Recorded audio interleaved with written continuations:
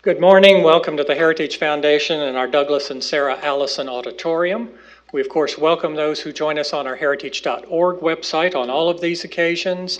For our in-house guests, we would ask that last courtesy check that our mobile devices have been silenced or turned off. And of course, those watching online are welcome to send questions or comments at any time, simply emailing speaker@heritage.org. And we will, of course, post today's program on the Heritage homepage for everyone's future reference as well. Leading our discussion is John Malcolm, who serves in 3 capacities at Heritage. He's Vice President for our Constitutional Government Institute. He's Director of the Meese Center for Legal and Judicial Studies, and he serves as the Ed Gilbertson and Sherry Lindbergh Gilbertson Senior Legal Fellow. Prior to joining us here at Heritage, he was a Deputy Assistant Attorney General in the Criminal Division at DOJ. He has been Executive Vice President at the Motion Picture Association of America, as well as the General Counsel of the U.S. Commission on International Religious Freedom. Please join me in welcoming John Malcolm. John? Thank you very much, John, and welcome to Heritage, to our annual Scholars and Scribes review of the recently completed Supreme Court term. One problem that we have is that we don't have any scribes.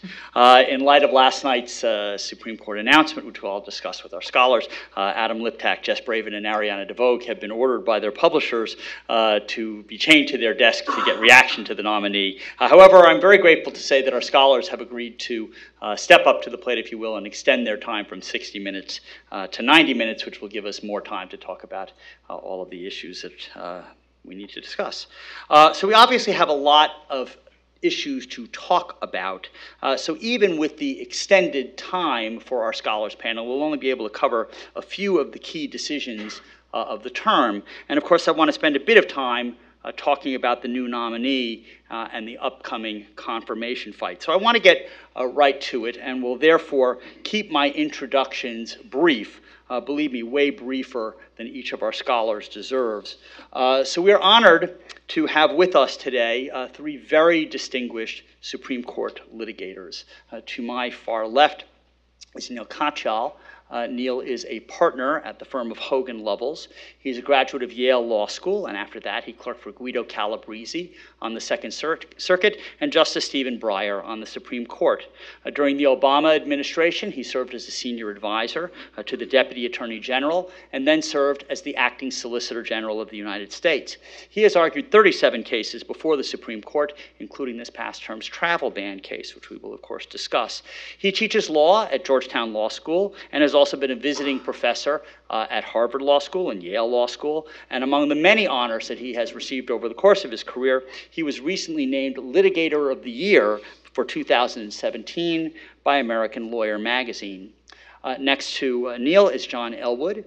John is a partner at the firm of Vinson & Elkins. He's a graduate of Harvard Law School. He then clerked for John Mahoney on the Second Circuit and Justice Anthony Kennedy on the Supreme Court. He is also a DOJ veteran, having spent time in the Criminal Division, the Office of Legal Counsel, and also in the Solicitor General's office.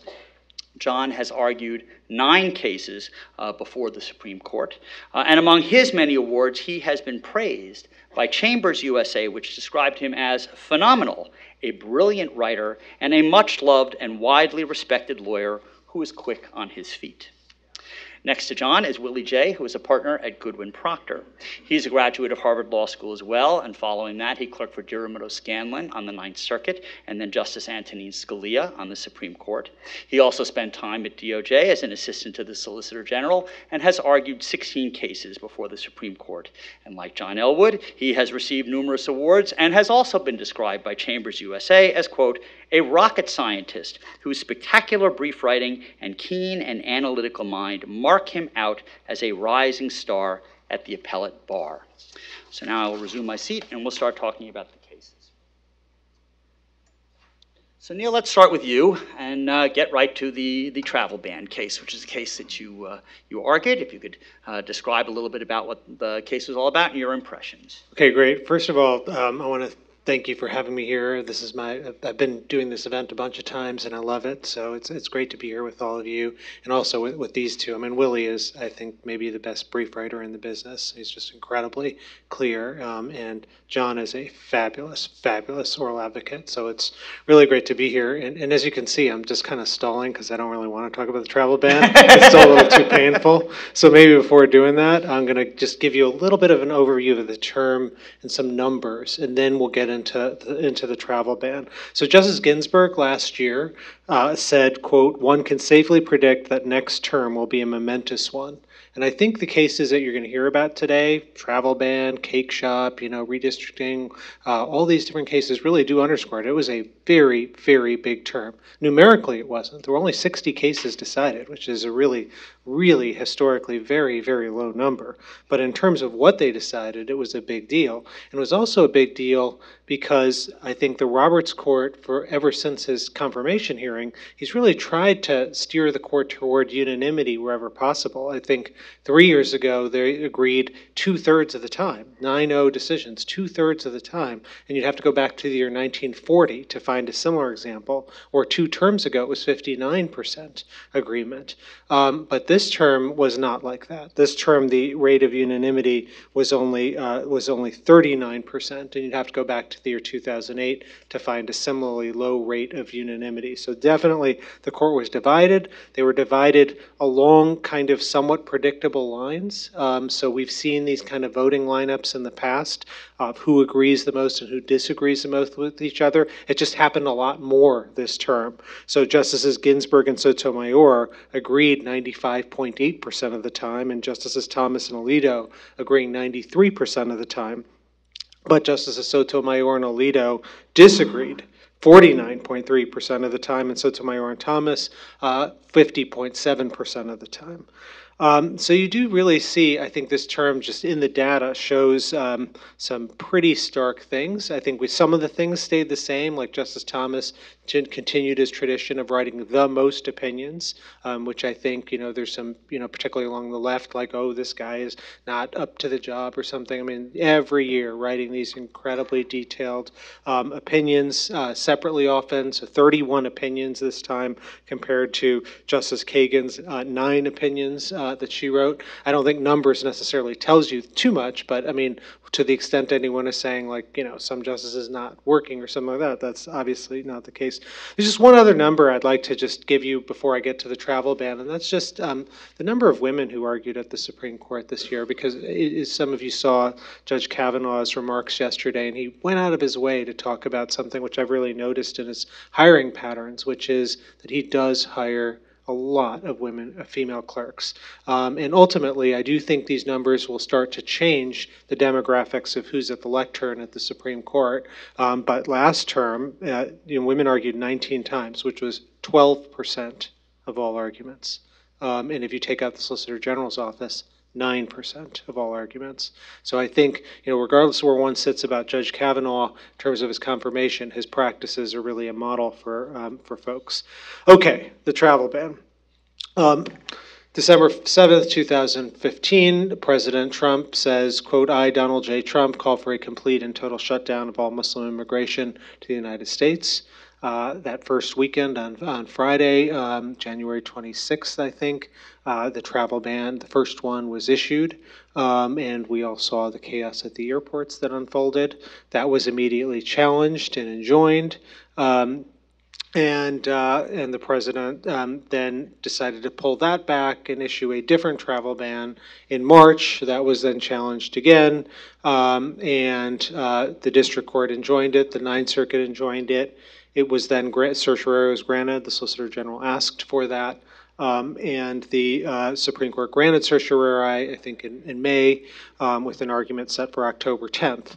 But 2 weeks before, on September 24th, the travel ban 2 had expired, and travel ban 3 was introduced, and the Solicitor General told the Supreme Court that case is now moot. And it should be removed from the docket, which the Supreme Court did. Travel ban 3 was then challenged. I challenged it for the state of Hawaii, along with a mosque in Hawaii and some other individual plaintiffs. That was again enjoined by the district court, enjoined by the circuit court, but in a 5-4 decision, the Supreme Court upheld the travel ban, at least at this preliminary stage, in terms of the litigation. And so, there's basically two issues that are in the travel ban. One is statutory and one is constitutional. The statutory issue is basically, it breaks down into two different things. Number one, there is a broad statute, 1182F. And did Congress give the president the power essentially under that to enact something like the travel ban? Here's what it says. Whenever the president finds that the entry of any aliens or of any class of aliens into the United States would be detrimental to the interests of the United States, he may by proclamation, and for such period as he deems necessary, suspend the entry of all aliens or any class of aliens as immigrants or non-immigrants. And what we argued is, yes, that's really broad, but it doesn't allow the president to countermand the judgment of Congress. And if Congress has determined that this particular class of aliens can come in or be subject to individualized vetting or something like that, that was enough. In a 5-4 opinion, the Chief Justice rejected that and said that Congress, had given broad authority and that Congress hadn't specifically thought about the situation here of 8 potential countries that didn't have adequate vetting procedures and the like. There was a second challenge that we made to that, which is even if the president has at 1182 authority a separate statute, 1152, forbids discrimination in the issuance of visas. That was part of the landmark 1965 Act, which kind of got rid of the whole country quota system and moved the system into thinking about individuals, not on the basis of nationality.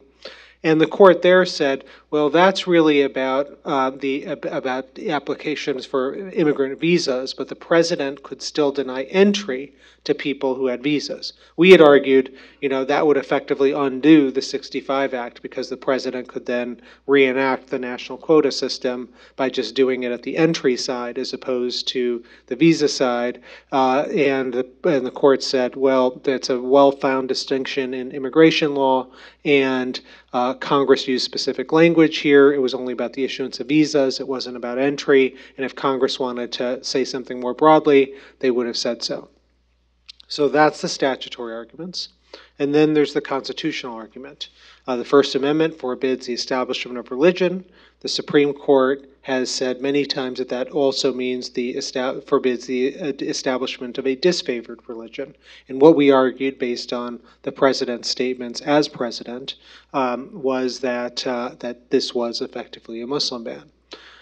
In the Chief Justice's opinion, he said basically, that the proclamation was facially neutral, and because it was facially neutral, one shouldn't really go behind to examine other things, particularly as long as it met the rational basis test. And so, as long as there was some relationship between what the executive order or proclamation was seeking to do and its actual operation, that was enough. That obviously led to some dissents. I think the strongest one written by Justice Sotomayor, which said effectively, you are, whitewashing the record, and you got to look majority at the entire record. You've only provided some of it, and when you look at that record, it's very clear what's going on in the case. Justice Breyer wrote a separate concurrence saying that based on the record as he had it, he wasn't totally sure that it was unconstitutional or violated the statutes, but at the preliminary stage he would err on the side that it was, particularly because the arguments that the majority was using to try and temper the travel ban, like the existence of a waiver process. There's a provision in the proclamation that says if you're subject to the travel ban, you can get a waiver. Justice Breyer said all of the empirical evidence suggests very few people are getting these waivers and so on, and he wanted additional proceedings to take place in the district court, which he said the majority's opinion leaves intact. Justice Kennedy wrote a 2-page concurrence, also suggesting that there were further opportunities in the lower court to examine these issues about the waiver process, about discrimination against Muslims and the like. And so, that's basically the travel ban case. Well, so I want to ask Willie and John whether they have anything that they want to add, but where does the case go from here?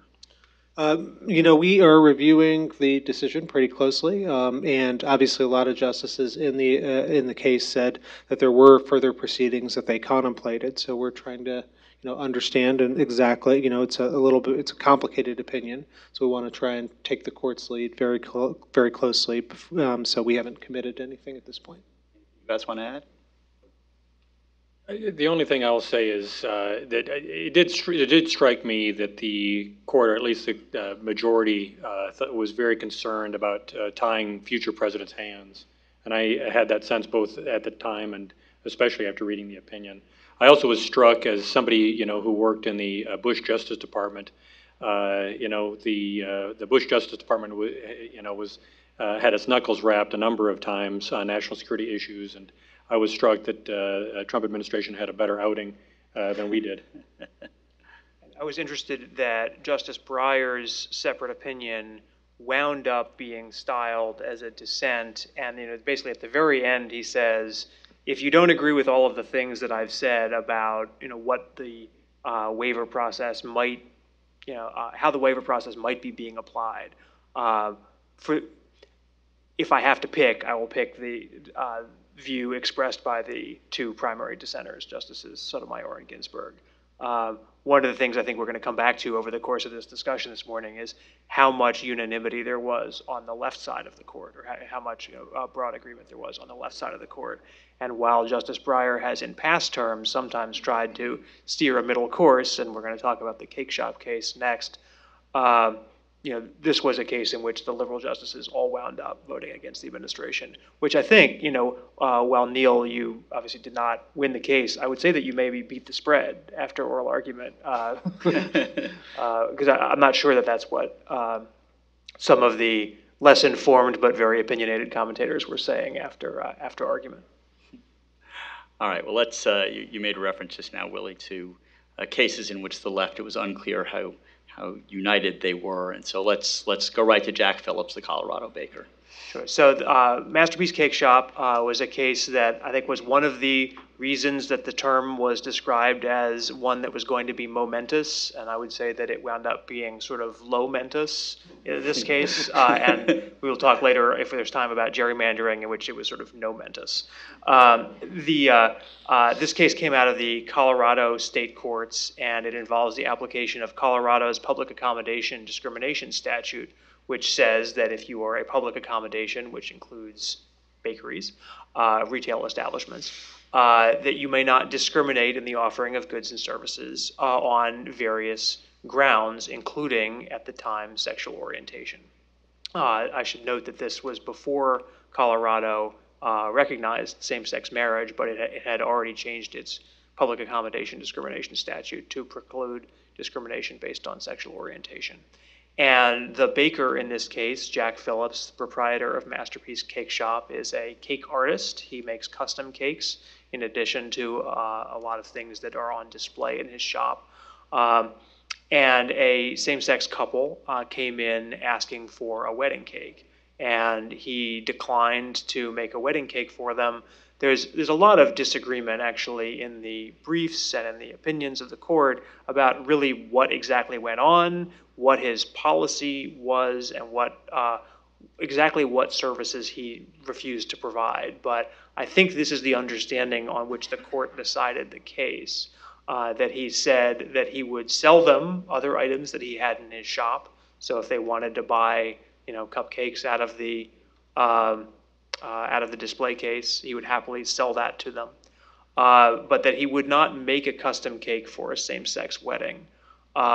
It appears that no matter what that cake looked like, so while the couple wound up, I believe, getting a rainbow cake for their wedding, he hadn't gotten to the stage of discussing with them what cake they wanted him to make. He also took the position that he wouldn't sell a cake for a same-sex wedding to the mother of one of the grooms, who was not herself gay, but who was with them at one of the visits to the bakeries. So the complaint was brought against Masterpiece Cakeshop and Mr. Phillips before the Colorado Civil Rights Commission, which is an administrative agency that is going to wind up being surprisingly important in the way the court decided this case.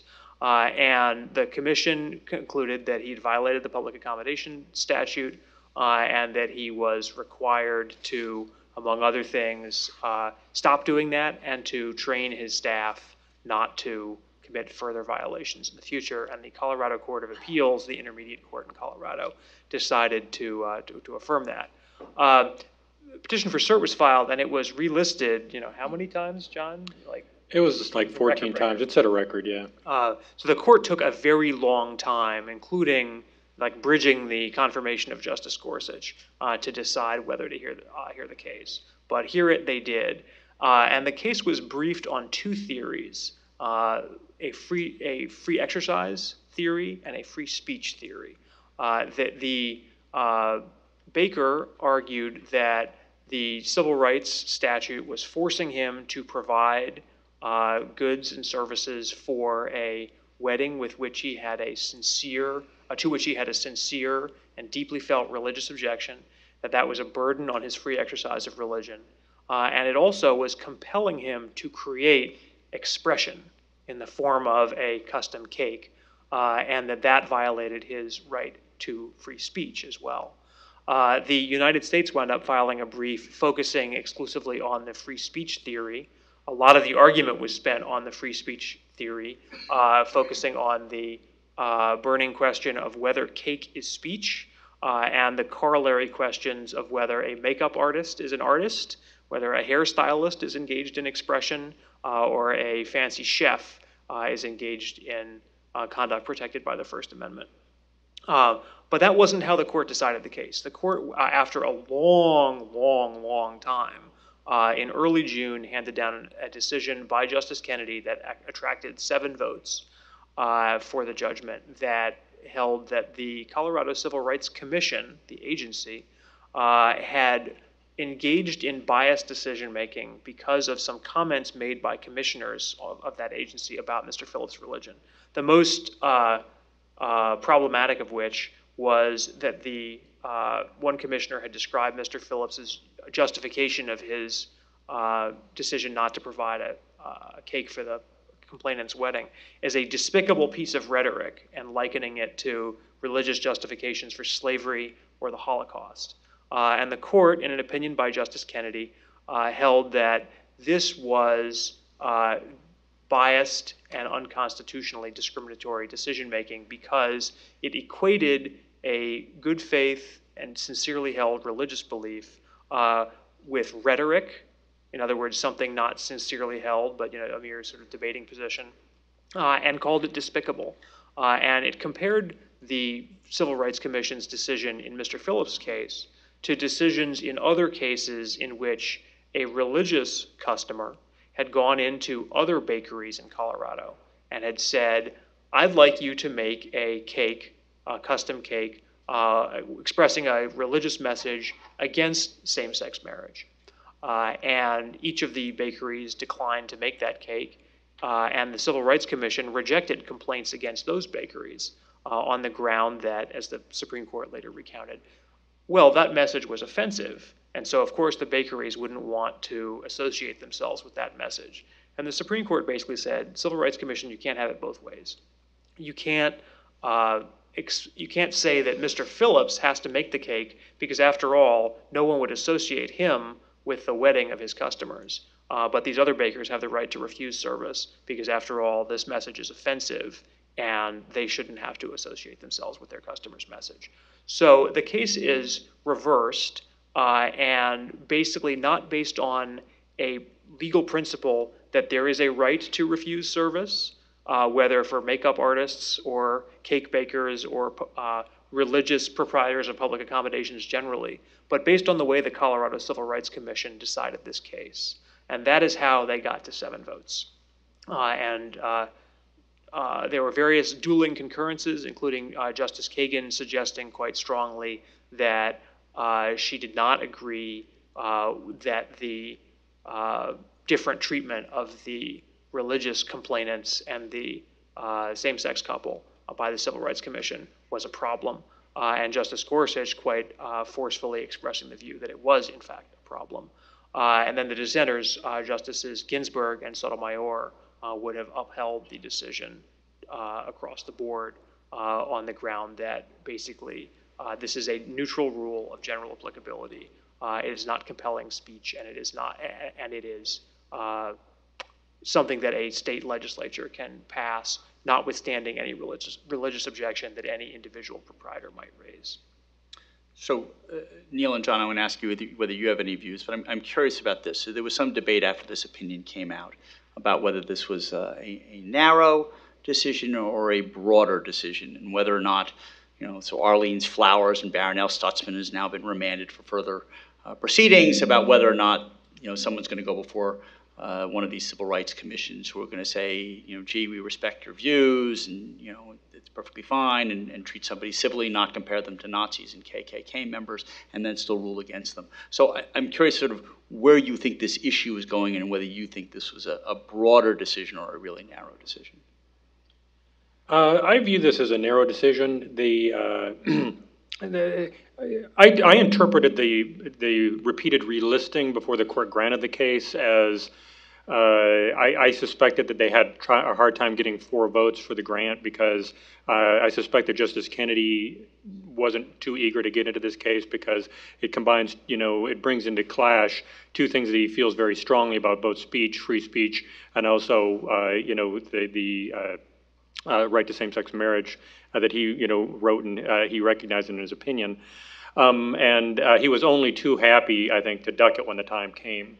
But I think the preview, I view the concurring opinion, or the separate opinions, as basically the Spanish Civil War as a rehearsal for what's coming next.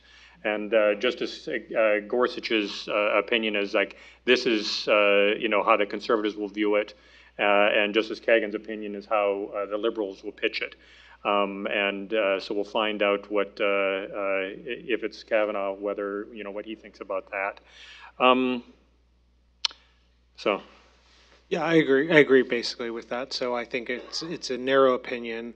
The court, I think, really didn't want to, it's not just marriage equality, but I think just the dignitary interest that Justice Kennedy's recognized for so long and how it clashes with freedom of religion. I mean, this is such a hard case, regardless of where you sit in terms of who nominated you or whatever. This is a really, really difficult case. And so I think that's why the opinion itself is pretty narrow.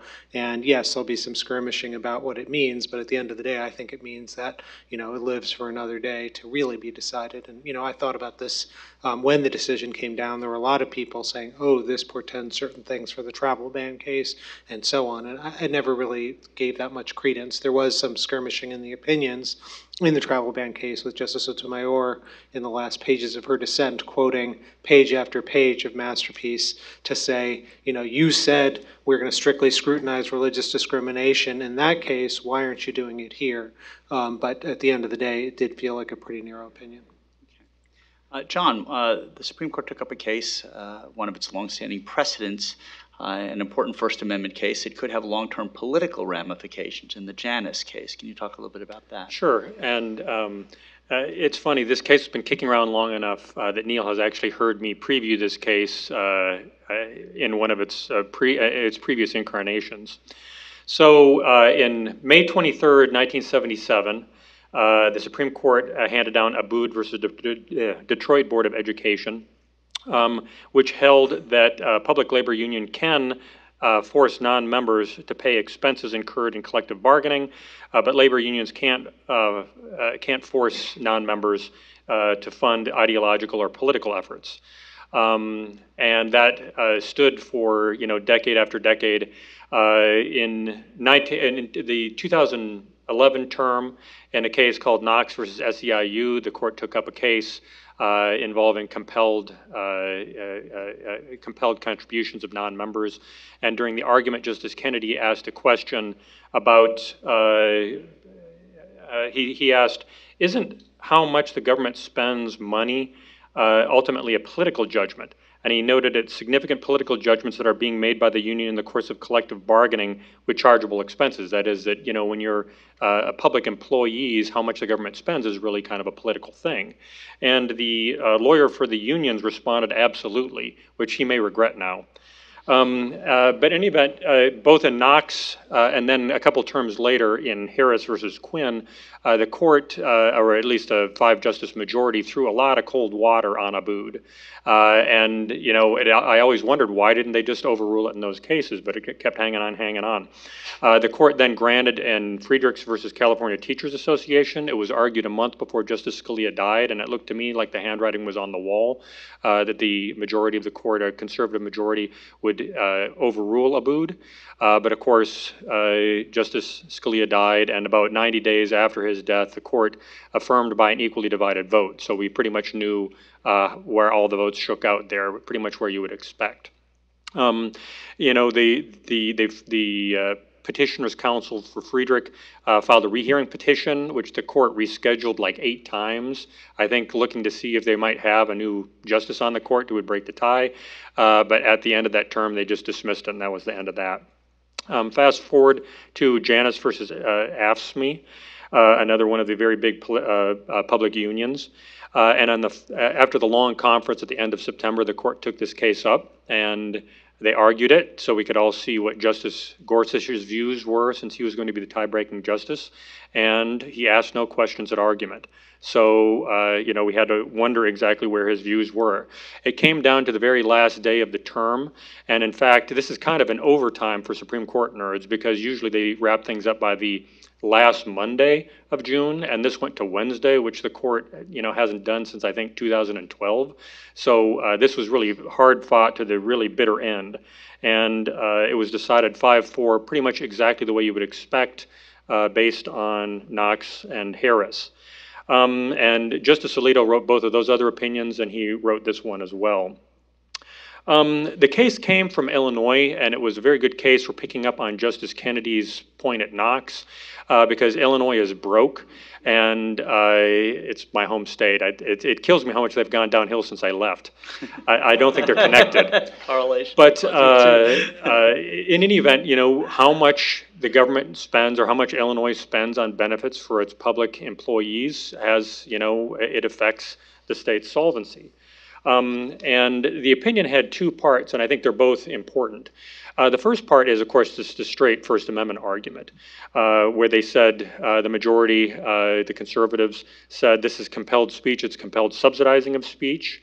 And they said that the original rationales didn't hold up, you know, the old 41-year-old rationales, which are like, you know, labor peace, in having only one union, and also to avoid free riding. You know, the court got rid of those in kind of a hurry, and then it turned towards kind of the later rationales. The rationales were offered by the union and by the dissenters, which is kind of a Pickering type of argument that the state, as an employer, has more leeway in restricting speech than it does when you know, those are just private citizens, and the majority wasn't very persuaded by those either. It then turned to stare decisis, and of course stare decisis is very important because everybody's watching to see what the court will do with a new member. And in this, you know, I don't know how much application some of it will have, because the first thing out of their mouths was that stare decisis is especially kind of at low ebb when it comes to First Amendment cases. And so, you know, that's they're beginning with the narrowest grounds. And they also said, you know, it was poorly reasoned, and that it was problematic to implement, and that it's hard to draw a line between chargeable expenses and non-chargeable expenses. That is, you know, what is impermissibly ideological or political, and what is permissibly just, you know, collective bargaining and getting better benefits for the non-members. The majority also said that it had been undermined by subsequent developments in First Amendment law, because after all, there has been a lot of First Amendment law. You know, the court has become much more pro-free speech during the intervening 4 decades. And then finally, they said there were low reliance interests because labor union contracts turn over every few years. And also, by the way, you know, everyone's known which way we were going on this for a long time. You know, see Knox and Harris. The dissent really stripped the bark off the tree. I think it's the most vituperative dissent that I've seen Justice Kagan write. And certainly, I think the most impassioned. You know, this was, you know, not. This is not some sort of wry thing where she's citing Dr. Seuss, like in the Yates, the fish case dissent. This was much more impassioned. And I will say mostly it's noteworthy for its discussion of stare decisis, because it ends with something that seems, it accuses the majority of a crusade to overrule Abood, and it ends with something that really does sound kind of like it's out of an old John Birch Society statement about the Warren Court. It says, the majority's road run longs, and at every stop are black-robed rulers overriding citizens' choices, which is, exactly the sort of things that critics have said, critics usually on the right have said about the old liberal courts. But it's, definitely worth a read, and you can see how this case went down to the very last day, because it was really pretty hard fought out, and both sides take on the other's arguments. It does have enormous implications, although they might not be as enormous as you think, because only 22 states, so less than a majority, had laws permitting unions to, charge these type of fees. But it's very important in those. I mean, they're overwhelmingly kind of blue states, and if people can get the union services for free, a lot fewer people are going to be members of the union, are going to be and so they're not going to be paying the union dues. It's going to, take a lot of money potentially out of Democratic candidates and make unions less powerful. Public sector unions have been kind of the bright spot on unionism in recent decades, and this is, it's certainly hard for them. I suspect that efforts will be made among those states to try to do some sort of repair and get around it, but I'm not sophisticated enough in labor law to know where that, how successful that might be. Anything to add? Willie? Just interesting, I know Neil's going to talk about the sales tax case, so in this case you have Justice Ginsburg joining a dissent with the paean to stare decisis, and then overruling another precedent of the court in another case in the same term. So let's get to that one. So the Supreme Court also reconsidered a precedent in the internet sales tax case. Neil, you want to talk about that? Sure. The case is called South Dakota versus Wayfair, and I think it's interesting in its own right, has enormous implications for our economy, but it does, as Willie suggests, have a lot to say about stare decisis, and particularly as we think about the confirmation hearing of Judge Kavanaugh, precedent is going to loom large in that confirmation hearing, and here you see two kind of rival perspectives on how to think about precedent. So you've got this 1992 Supreme Court case called Quill, and in Quill, it basically stood by the 1967 decision of the Supreme Court in a case called National Bellas. And there, the court said in 1967 that states can require a retailer to collect sales tax only if that retailer has a, quote, physical presence in the state. So Amazon for years had no physical presence. Now they got these bookstores and stuff in Bethesda, but before that they didn't have any. So you buy from Amazon and you didn't have to pay the sales tax that you would have to pay for the very same book if you bought it from Politics and Prose or wherever. So there was a disparity. Now, when Quill was decided in 92, and certainly when National Bellas was decided, the interstate economy was very different. We had these things called mail order catalogs, and that's how you bought stuff. You couldn't go on the internet and type it in. You had to wait for it, come into your mailbox, and the like. Now, South Dakota basically manufactured this Supreme Court case. They said, we think that doesn't make any sense in the age of the internet, so they had their legislature pass a law, which obviously was directly contrary to binding Supreme Court precedent at the time. And the law said, look, if you engage in more than $100,000 in transactions and sales to folks in South Dakota, you've got to pay. The company's got to collect the sales tax. In 1967, the Supreme Court said, you can force individual residents to pay a use tax or something like that. So, if you bought from Amazon the book, a state could say you, the buyer, are under an obligation to pay a tax, but in some states enacted such laws, but nobody followed them. And so South Dakota enacts this law. It's obviously challenged right away by retailers on the ground that it violates Quill and National Bellas, and it goes to the Supreme Court on that basis. Now, South Dakota basically says that Bella Haas, this 1967 decision, is basically legal formalism. It's when there was kind of rigid formal rules for thinking about the Dormant Commerce Clause, but the Supreme Court had really moved away from that into something more flexible in a case called Complete Auto. And Complete Auto basically was kind of the touchstone for dormant commerce clause jurisprudence. It asks basically, what effect is the tax going to have? Is it going to burden interstate commerce or discriminate against out-of-state businesses, as opposed to the kind of rigid, is there a physical presence requirement or not?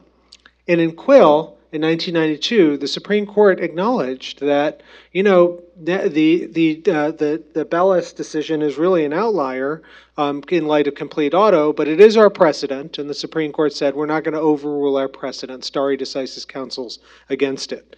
So South Dakota says, well, it's now been several decades since Quill, and in those decades, a lot of things have happened. We've had this boom in internet commerce. We have the ability for retailers to collect taxes using software that's really easy as opposed to in the old days. And, you know, they say, look, Supreme Court, you don't have to say Quill was wrongly decided. You can just say that the factual premises have changed.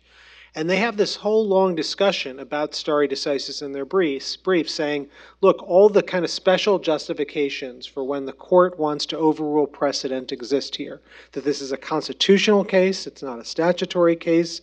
The facts have changed because of the rise of the internet and the rise of the software. There weren't strong reliance interests. Quill has been roundly criticized by the Supreme Court and commentators, and it's proven unworkable. And the respondent's brief, Wayfair basically just tries to justify, you know, they make the best case they can on the basis of stare decisis. It's a little hard to justify this disparity between, you know, the old Amazons of the world with no physical presence and bricks and mortar retail. But they do the best job they can, basically saying precedent, precedent, precedent, stare decisis. That argument doesn't win. But it doesn't win by a 5-4 vote. And the lineup is, I think, the only time this lineup has ever happened. It's a really unusual one. Here, Justice Kennedy writes the majority opinion. And Justice Kennedy is joined by Justices Ginsberg, Alito, Thomas, and Gorsuch. And basically, the argument is that the Quill rule was wrong when it was initially formulated, and it's even more wrong today. That basically the touchstone of the Dormant Commerce Clause, Justice Kennedy says, is making sure there's an even playing field between in-staters and out-of-staters. And what this was effectively doing was skewing the balance in favor of folks without a physical presence. And he said, you know, it doesn't make sense that physical presence should really be the touchstone, that you can have some massive retailer shipping huge amounts of goods into a state and they get no tax, and then you got someone who has a physical presence with one employee or something like that, and that company gets taxed. The dissent, written by the Chief Justice and joined by Justices Kagan, Breyer, and Sotomayor, say, look, okay, we'll agree Bella Haas may be wrong, but precedent and considerations of stare decisis counsel following that. If we disagree, if it's a bad decision, then you can have Congress overrule it. You can have Congress step into the breach in the Dormant Commerce Clause and bless these state laws like South Dakota.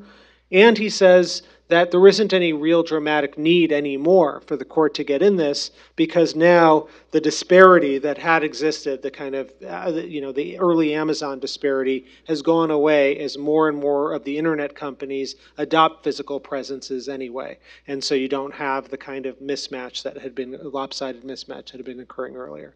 So I think an important case in its own right, obviously for the internet economy, but also I think important because it does give us some clues about precedent. And yes, there is the lingering Willie J. question, which is how does the same justice who joins Wayfair explain, that vote in light of, for example, what happened with respect to Elwood? Guys have anything you want to add? Just it is a funny case for stare decisis purposes, though, because even though it was a constitutional rule, it was a constitutional rule that Congress could overrule. And so in some ways, it's kind of more of a statutory case where the statutory stare decisis rules, which are much stronger or much more strongly favor precedent, it seems like that might have applied. But and it's also a little bit unusual in stare decisis cases because, often you have one side saying, I'm going to overrule this case, which I think is wrong, and the other side says that precedent is right, but you shouldn't overrule it anyway because of stare decisis. And this case is different because even the dissenters acknowledge that the decision that the court is overruling was wrong, but they would keep it anyway. You don't often see that in a stare decisis case. Often stare decisis is being used in the competing opinions as an additional argument, but not the sole argument. So, Willie, there was another important constitutional case that'll have a real impact, I think, on how administrative agencies operate, and that was the, I've heard it pronounced Lucia or Lucia versus SEC.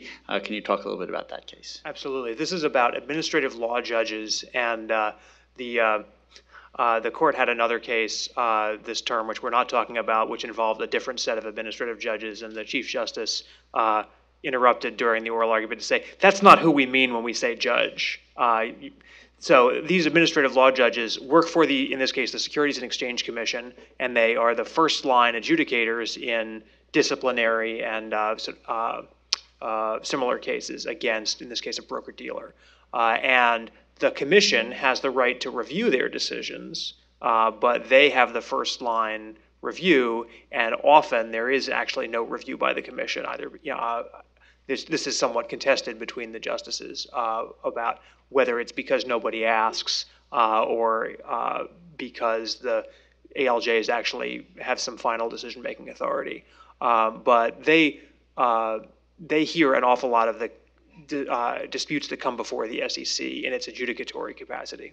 Now, the SEC is an agency, and there is no dispute that the agency could appoint these ALJs, but the agency has not chosen to do so. Instead, they decided to have their chief ALJ, who is not confirmed by the Senate or appointed by the president, appoint the other ALJs. And so that implicates the Appointments Clause of the Constitution, which says that the president can appoint officers of the United States by and with the advice and consent of the Senate, but as to inferior officers, Congress may vest the appointment of inferior officers in the president alone, in the courts of law, or in the heads of departments.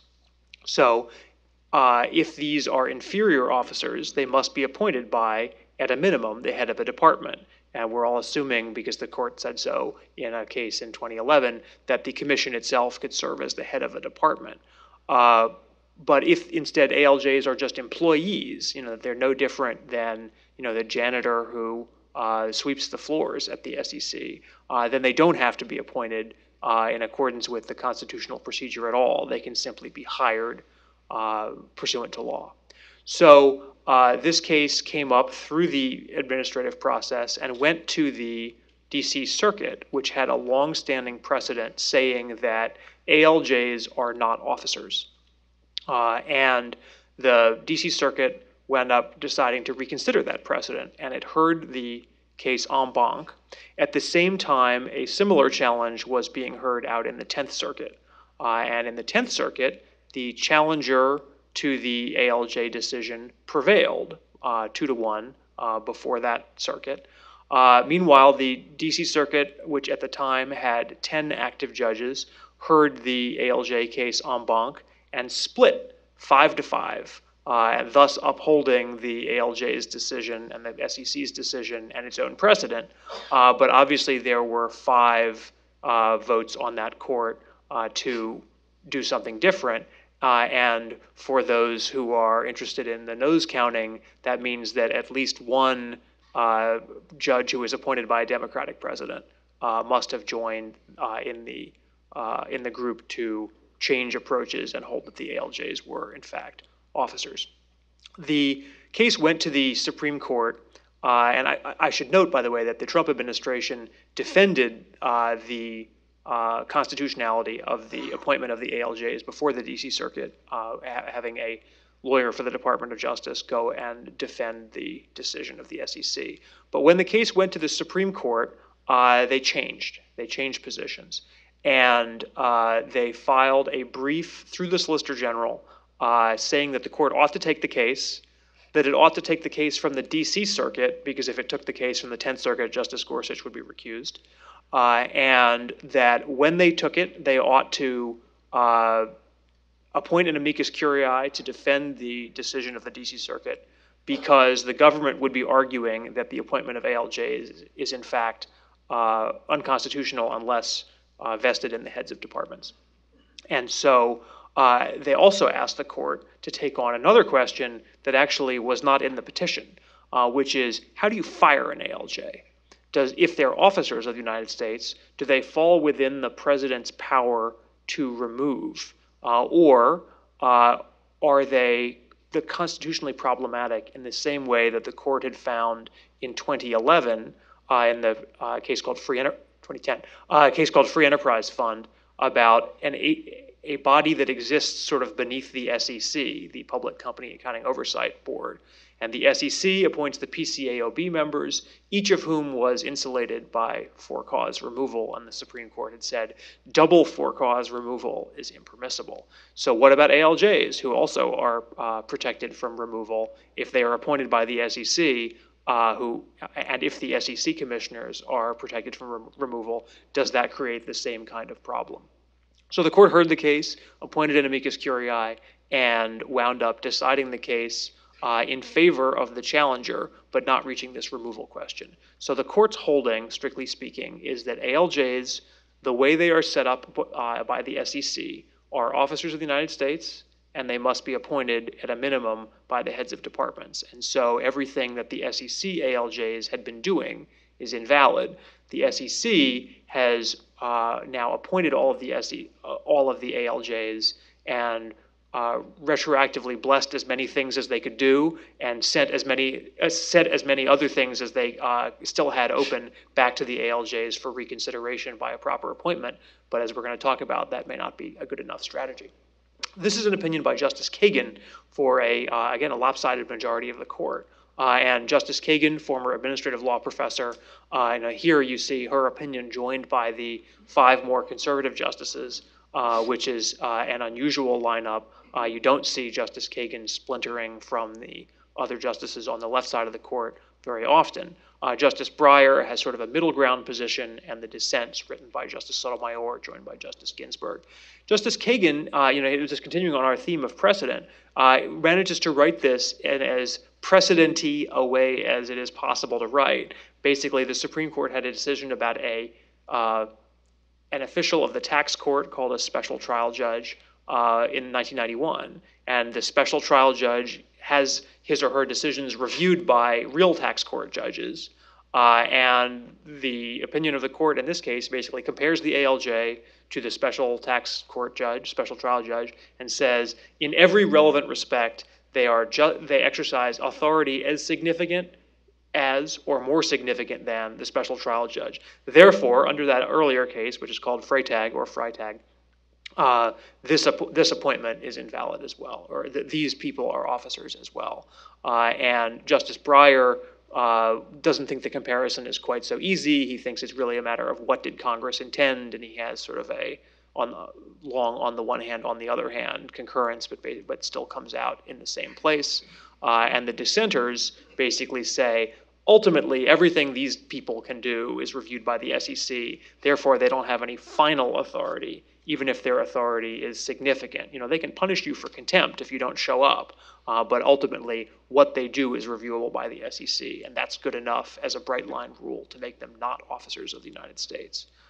So an interesting decision for the administrative state, and in particular, an aspect of the majority opinion that none of the parties actually asked for, which is, what happens if your case is sent back to an ALJ who has already decided it, but whose appointment was invalid? The appointment has now been cured, and the case is sent back. The Supreme Court says in a neat little couple of paragraphs at the end of the opinion that you are entitled to a do-over before a new judge, which is something the court has never held before. And it says that the reason that we're doing this, with which Justice Breyer disagrees, by the way, the reason that we're doing this is to incentivize people to bring appointments clause challenges. If you think that all you're going to get out of your lengthy litigation all the way up to the Supreme Court is just a do-over before the exact same person, and the reason for the do-over has nothing to do with the merits, you're probably going to wind up losing again before that same person. So you are, in fact, going to get a fresh appointment of an ALJ. Now, not so fast, the court says. If you think that you can disqualify an entire administrative agency on this principle, there is still a rule of necessity that there has to be somebody available to hear the case. And so if your theory would disqualify the entire agency, then that's not going to work. But if all it means is giving you a fresh ALJ, absolutely you're entitled to that. Anything to add? It's this last aspect that I think is most significant about this opinion, because there are tons. When I worked at OLC, I became aware of the fact that there are tons of people who do things in the federal government who aren't appointed properly. And what happens when those people come to light, like, wasn't it PTAB or whatever, this Patent and Trade Appeals Board, somebody, a former OLC deputy wrote an article about, hey, these patent judges are unlawfully appointed years ago, and so, the Congress fixed it.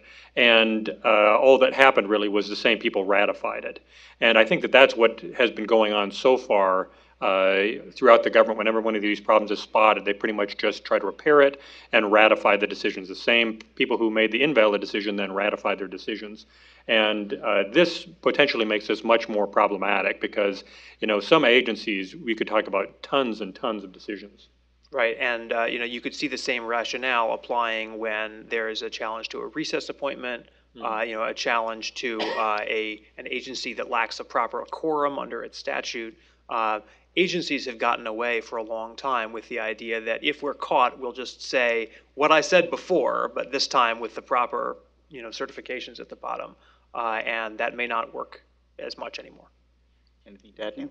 All right. John, I want to talk a little bit about an important First Amendment case involving crisis pregnancy centers. Can you talk a little bit about NIFLA versus Becerra? Sure. If you may have noticed a pattern here. I'm doing the weaponized First Amendment docket. So NIFLA versus Becerra, California adopted a law for so-called crisis pregnancy centers, which are essentially pro-life centers that try to counsel pregnant people who are considering abortion out of doing so. And they imposed two requirements on them, one for licensed centers and one for unlicensed centers. The licensed facility requirement, and also I think something that's very important for this and was important for the majority is that the requirements were gerrymandered in such a way that essentially they only applied to these pro-life crisis centers, crisis pregnancy centers. It may be that there are some people that applied to, I haven't fly-specced the opinion enough to know whether they found anybody that it did apply to that didn't fall in that category, but it seemed to be pointed especially enough at them that it really mattered to the majority. But for the licensed facilities, they were required to post a notice in the waiting room in 48-point font saying, essentially that you can get a free or low-cost various services, including abortion. I mean, it said, family planning services, contraception, prenatal services, and abortion. I'm pretty sure that the state of California also pays for free childbirth, or at least subsidized childbirth, but that was not in the notice. For unlicensed facilities, it just required them to say that it's not a facility that is licensed by the state of California. And I think that they also had the unlicensed facilities also had to provide that notice to the person. That's not enough just to post it in the waiting room. You also had to give a notice to the person as you're dealing with them. And in addition to that, they also had to provide the notice in any advertisement you did, and at least the same size font as the message that the advertisement was getting across. And in addition to the notice in English, you also had to provide it in whatever languages were prevalent in that county, which in California could be as many as 13 different languages. So it wound up being potentially a very crowded announcement. Crisis Pregnancy Center, an organization of crisis pregnancy centers, and an unlicensed facility and a licensed facility all filed suit. They sought a preliminary injunction in the district court, lost, went to the Ninth Circuit, lost on the grounds that this was professional speech, subject to lower standard of review, and it didn't pass intermediate scrutiny. They found the unlicensed warning would pass, any standard of scrutiny. And so they went up to the Supreme Court, and the Supreme Court reversed in a 5-4 decision written by Justice Thomas and joined by all of the court's conservatives. I think it's interesting that neither of these First Amendment cases I'm talking about were written by Justice Kennedy, even though I think you can see his handiwork on them and all the precedents that led up to them. On the license notice, the court began by throwing cold water on the idea that there's such a thing as a lower standard review for professional speech. They didn't decide it because they said they didn't have to, because it didn't pass muster even under intermediate scrutiny, but it said, look, we've never really said that there's such a thing as professional speech that's subject to a lower standard of review. There's a couple of different categories, but this doesn't fall into either of them. And oh, by the way, professional speech or the state monkeying with professional speech can cause all sorts of problems, CEG, the Cultural Revolution, and Nazi Germany. So, I mean, that's, it's kind of a barn burner to cite those two things. And also, by the way, it's very hard to decide what exactly is covered by professional speech. Does this include barbers, for example? And then it went through the two examples of professional speech being subject to lower standards of review, which were first, some laws require professionals to disclose non-controversial facts, like, for example, in lawyer advertising, if you do it on a contingent fee basis, you have to say you may have to pay certain, fees or costs that are encountered along the way. And they said, that isn't, covered here because this is not exactly, that's reserved for non-controversial statements, and anything having to do with abortion is not a non-controversial statement. And then second, and I think this is more kind of substantive, or this is, this got more people's hackles up. The court has upheld regulation of professional conduct that incidentally burdens speech, most famously in Planned Parenthood versus Casey, which upheld a law requiring physicians to obtain informed consent before they could perform an abortion, and required physicians to inform patients of the availability of printed materials and the state, and they have to require, I thought this was very telling, they said they had to provide information, quote, about the child and various forms of assistance, unquote. And I thought that was itself telling. They referred to a child inside a woman as a child, which was a very, I think, Justice Thomas thing to do. They didn't say fetus, or Justice Kennedy probably would have written around the whole thing. So it was a non-issue. And the majority distinguished that by saying that the license notice didn't really deal with informed consent. It's just telling the whole world, regardless of what services we're performing for you, this is, here's all this information, regardless of how relevant it is, to what you're coming to see us about. Let me see here. And they said that most of what went on here had to do with tailoring. They said that, if their goal is to, educate low-income women in California, this is a really weird way of doing it, because there are all sorts of clinics that are going to see many more of these people, and they don't have to provide this information. That suggests that that's not, providing information is not really what California wants to do. What it really wants to do is separate between speakers and disadvantage certain speakers. The unlicensed notice, I think even the challengers thought that was going to be a tougher lift, but the Supreme Court invalidated that by the same 5-4 vote. And they noted that, it was less analysis, it required less analysis. They said, look, these are services that don't require a medical license, so it's kind of funny that you got to say, we don't have a license. But most of the work was done on on tailoring, because again, there are all sorts of other people who provide different types of clinic services that are kind of related that don't have to say they're unlicensed. People who give out contraceptives don't have to say they're unlicensed. And the court majority viewed that as suspicious. And then also, they noted how burdensome this was. Again, that if you just post a 2-word ad, choose life, you have to have a 29-word disclaimer that, is in potentially up to 13 different languages, and just crowds out your message in the same size font. Justice Kennedy filed a concurrence, and I commend this to you because even though his concurrence in the travel ban case came out later because of the way that the Supreme Court does hand-downs, I view this as kind of Justice Kennedy's valedictory because it was on his favorite subject, speech, and it was, it sounded on various notes that he cares a great deal about, which is basically he noted that California the legislature had done sort of a self-congratulatory thing, saying how this represented how forward-thinking they were. And he said, there's nothing forward-thinking about making people say things that they don't agree with. And, he talked about authoritarian regimes, have always been trying to stifle speech they disagree with. But in any event, because this is, such a central theme for Justice Kennedy's, his time on the bench. I thought that was very significant. The only thing I will say about the the implications, the dissenters, Justice Breyer filed a much more moderate dissent. I mean, that is, it wasn't really a fire-breathing thing, but it's another example, I think, of a very broad speech protections in the Roberts Court. And one thing I'll be very interested to see what happens with this is the court has sort of ducked conversion therapy cases for a while, and that there's several states, New Jersey, New York, or New Jersey and California, that have laws basically prohibiting people from trying to convert gays. And those have been upheld, I think, probably on restrictions of, or saying that it's okay to restrict professional speech. Those cases have come up to the Supreme Court. They've been relisted a few times, suggesting that people are looking at them closely, but they've all been denied. And it'll be interesting to see whether anybody mounts kind of a renewed attack on those, although I suspect that the court will still be more than happy to duck that if they possibly can.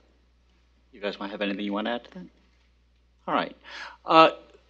So I've got a couple of more things I want to talk about before we open this up for questions. So one of them, Willie, you referred to this as an issue of no mentis, which was, the court accepted to hear a couple of political gerrymandering cases, one out of Wisconsin, one out of Maryland, and they sort of ducked the issue. So I'm curious what any of you gentlemen think was going on there, and sort of what happens with the future of these political gerrymandering cases.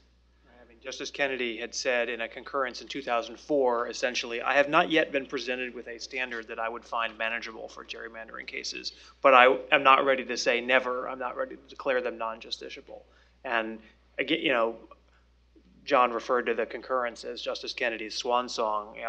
I thought that when Justice Kennedy was still on the court this term, and that the court had agreed to take up not just one, but the second gerrymandering case, that he had found something that he was willing to write in an opinion in a gerrymandering case.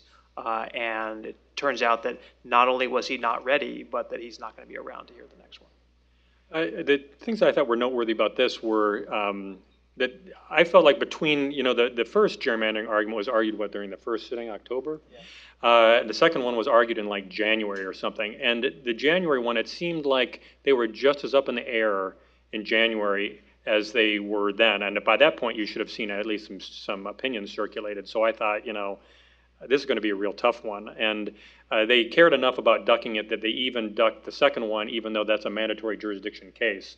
It was an appeal, and they can't, they just dismiss it as improvidently granted or whatever. And the other thing I thought was interesting was, I thought for a long time that Justice Kennedy, well, not a long time, but I thought for the last two terms, I was like that little boy who cried retirement. I thought for sure Justice Kennedy was going to go. And I did until the concurrence of Justice Kagan in Gill, where, it seemed like a big love letter to Justice Kennedy's thinking on, here is a type of claim that you might find justiciable. And, it cited Justice Kennedy enough that I thought, she wouldn't be investing all that time if she thought that he was going to be leaving the court. In any event, so for a window there, I thought, oh, he's not going to retire now, or at least she has better information about whether he's going to retire, and she doesn't, and she's doing all that. So anyway, shows you what I know. All right, well, in a moment, I'm going to open it up to questions. My admonition is keep your hand raised until you get a microphone, then identify yourself. No speeches, keep it short, and end it with a question mark. But before we do that, I have to ask you gentlemen about your two things. One is any impressions you might have about Justice Gorsuch after his first full term on the court, and also about the new nominee and the confirmation fight ahead. So whoever would like to leap in first. Well, so the thing that struck me is that Justice Gorsuch had more 5-4 opinions than any justice since, during his first term, since any justice since Justice Kennedy. And I thought that was very significant that, talk about jumping in with both feet. And I don't know, in years to come, we may eventually figure out why he had so many 5-4s, whether this means that the chief really had confidence in him in assigning those, or whether they were all 9-0 after conference and they just lost a lot of votes along the way. But, the rate the Supreme Court releases papers, my grandchildren may not know. So, One other thing I thought was interesting was the last I checked, and I checked, I haven't actually checked since the last day of hand-down since they did it so late, but I did it before my first Supreme Court roundup of the term, which was actually on Wednesday of hand-downs, of the last hand-downs. And it looked like Justice Gorsuch agreed most with Justice Kennedy. And I thought that was telling because Justice Gorsuch had the most agreement with Justice Kennedy, but during one of Justice Kennedy's most conservative terms. This was a term where all his 5-4s that broke on ideological grounds he went with the conservatives. But I pass that along for whatever it's worth, and probably not much.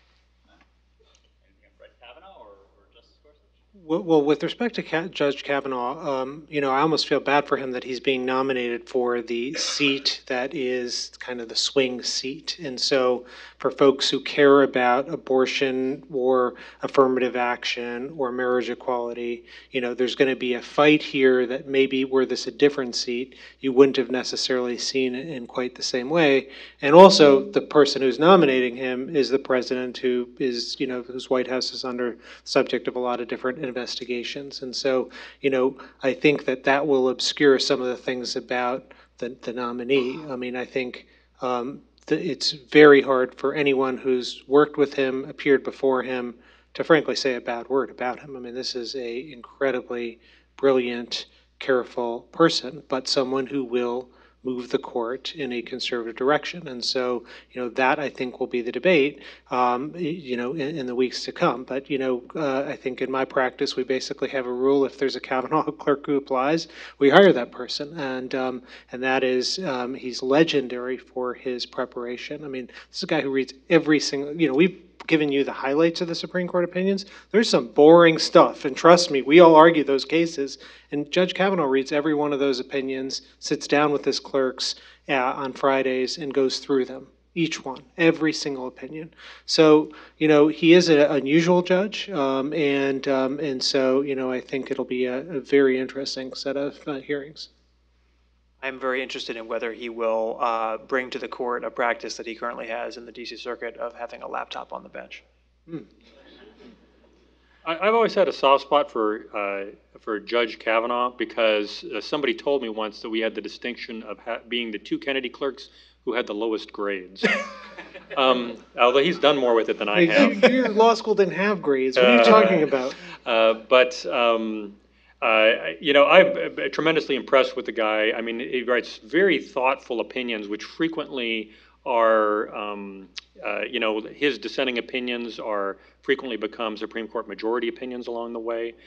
He writes a lot of very thoughtful opinions on things. He does book reviews that are thoughtful. I was just reading today a book review he did of David Barron's book on, the president's, foreign affairs power, war-making powers.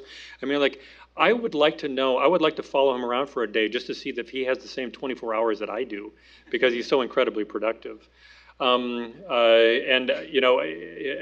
will say, though, I've had only a couple of arguments in front of him, both where he was delightful, a great guy. But I told my client, we had a very tough case for the first one, and I said, if we don't get his vote, we didn't deserve to win. Because I think, enough of his judgment that I think, I will do the best job I can, but if I don't get his vote, I probably should have lost. And I can't say that I would say that about every single case, but, the cases that I've seen, I've thought that about. Yeah, he's a very careful and meticulous judge, extremely well prepared. He comes from the D.C. Circuit. He's obviously deeply immersed in separation of powers and in the law governing the administrative state. And one of the ways in which he is going to replace Justice Kennedy and potentially change the court, I'm not saying move it in one direction, but potentially change the court, is in what cases they are going to choose to hear going forward. And there may be more of a bent toward hearing some of the cases and some of the issues that the court has thus far declined to take up, including the law-nerdily exciting but significant question of how much deference is due to agencies when they're interpreting their own regulations, when they're interpreting statutes, and so forth. All right, so with that, let's open it up to questions. So please raise your hand. Over here, Jordan. Jordan Lawrence with Alliance Defending Freedom. There's so many things I could ask, but so I want to go into a more esoteric direction with the Sauce v. Bauer. This is the case about the police who had a search of somebody's house and the woman couldn't pray. And I think it was the 10th Circuit, said there was qualified immunity because it hadn't been clearly established that cops can't stop people from praying. And it was relisted a zillion times. And then they summarily reversed and said, look at the Fourth Amendment issue as well as the First Amendment issue because we think it's wrapped up in this. And so my question is that the court, is that just, it seems like they could have just denied cert. So does that indicate that the court, there's some at least discomfort with the whole qualified immunity and they couldn't quite decide what to do, so they punted it back and they're kind of sending, like we're uncomfortable with the, with the frequent invoking of qualified immunity to let the police off the hook? And, or what does that say to you?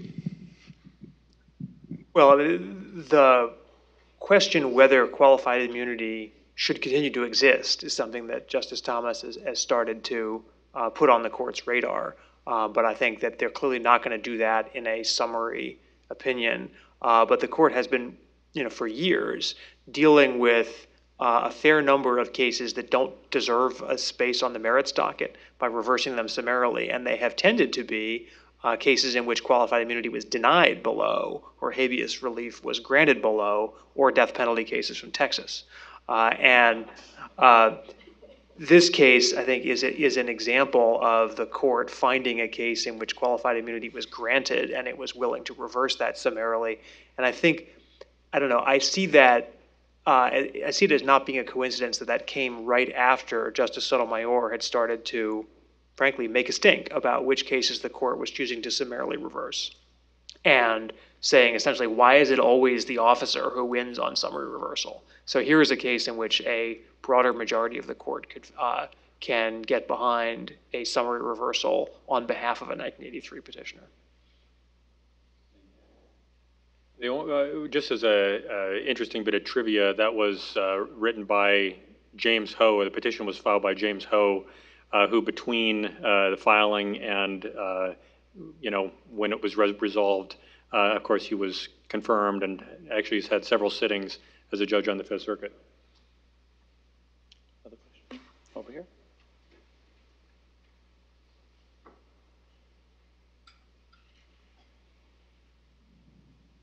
Hi. Whoa. My name is Hisu Park. I'm a law student. I'm working here as a summer intern here in DC. I just had a question in regards to the gerrymandering cases, especially the Gill versus Whitford. I just wanted your take on the possibility of the court recognizing First Amendment rights of association claims and using that as a basis for overturning gerrymandering cases. And also, if they ever do, would that sort of affect the search for the so-called manageable standard in future gerrymandering cases? So the First Amendment theory was not in the Gill case, but it was in the Benisek case from Maryland that the court decided to hear after having heard argument in the Gill case. And I think, a lot of tea leaf readers thought, aha, they've taken this other case precisely so that they can decide the First Amendment question, which is not properly presented in the Gill case. But then, of course, they did not. Right, but I'm referring to the concurrence by Kagan that was cited in Veith, and then whether now the fact that now they've acquired 3 more justices on their concurrence, so whether they could use that in future gerrymandering cases to overturn gerrymandering cases in the future. I think this goes to your point before about whether it's a roadmap. Yeah, I just don't know. I don't know who else. I always viewed that theory as something that was drawn, they came up with that to try to pitch for Kennedy. I get a view that Kennedy would accept. And, now that he, will be gone from the court after July 31st, I don't know if there are any other takers for that. Just not something I've paid attention to one way or the other. Other questions? Down here.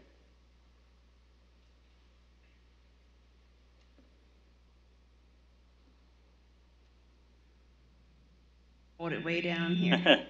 I'm calling her on check from. I don't think Horanchek from the Commonwealth Foundation in Pennsylvania, and I'm just wondering, I don't know if this was within your guys' knowledge base, but the Janus decision, do you see any wider implications of that in terms of, with the free rider and labor piece?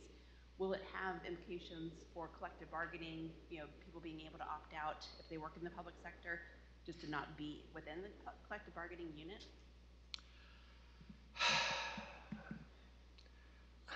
That I just can't tell you. I can't tell you. I mean, I don't know that there will be anybody else who would be able to negotiate besides the union.